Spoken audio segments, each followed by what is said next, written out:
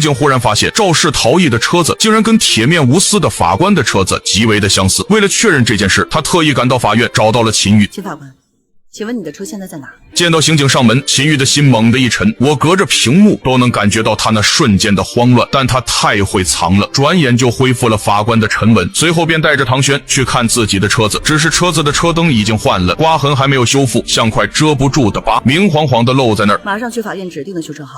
刚刚有一辆香槟金的雅阁，在他们车行换了车头灯，把所有的零件还有碎片全部给我拿回来。雷厉风行的唐轩没有丝毫避讳秦玉，当着他的面就打电话调取秦玉的修车记录以及换下来的配件，紧接着又以车辆涉嫌肇事逃逸为由，直接把车扣了。你能想象秦玉当时的处境吗？想拒绝，但一开口就可能暴露自己，他只能装成无辜路人，乖乖配合。我当时就想，这大概就是做贼心虚的滋味吧。明明手握权力，却在证据面前连说不的勇气都没有。另外，唐轩还把秦玉带回警局辨认疑犯，只是让他万万没想到的是，他们刚到警局就遇到了阿宝，而阿宝在看到秦玉后，马上就想起昨天开车的时候他就见过秦玉，于是当即就想到那辆车就是秦玉的。没有偷车，又冤枉我没有偷车，混蛋，我没有。唐轩刑警的直觉可不是闹着玩的，他立马盯着秦玉看，可秦玉是谁呀？脑回路快得惊人，脸不红心不跳的就编了个谎话。我记得那天我大概10点左右出门，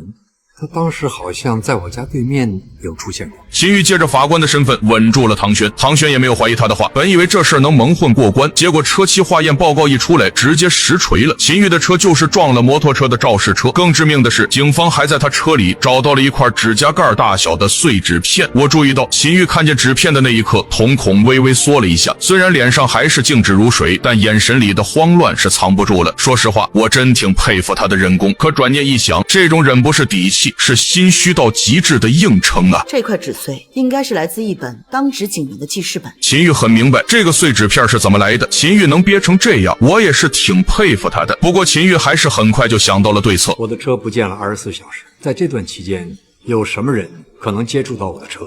我觉得你应该先查一下自己人。你这么说的意思是，在半年前有个警长勾结黑帮，我判他入狱3年，而他不是唯一一个被我定罪的警察。秦玉就是在暗示唐轩他们警局内部是否有内鬼，而这个纸片会不会就是内鬼偷偷放进去的？毕竟他的车子可是被扣押在警局。我跟你之间身边都有一些信不过的人，你认得我？这话一下子就戳中了唐轩的顾虑，换谁在那个位置都会忍不住怀疑内部出现了问题。唐轩真就花了2天去查值班民警，可问题也出在这儿，他太急了，因为态度没控制好，民警直接炸了。为什么这张纸会出现在那辆车上？为什么你要问我？你在审我？是不是因为我来自旧城区啊？民警压根就不正面回答问题，而是认为唐轩就是看不起他们旧城区的人。我再问你一次 ，Madam， 我是警察，不是贼。暂停职务，我们会随时对你展开内部调查。由于民警的顶撞，这件事难道真的就这么不了了之了吗？唐轩接下来又该怎么破局？咱们下条视频接着扒，这反转绝对让你意想不到。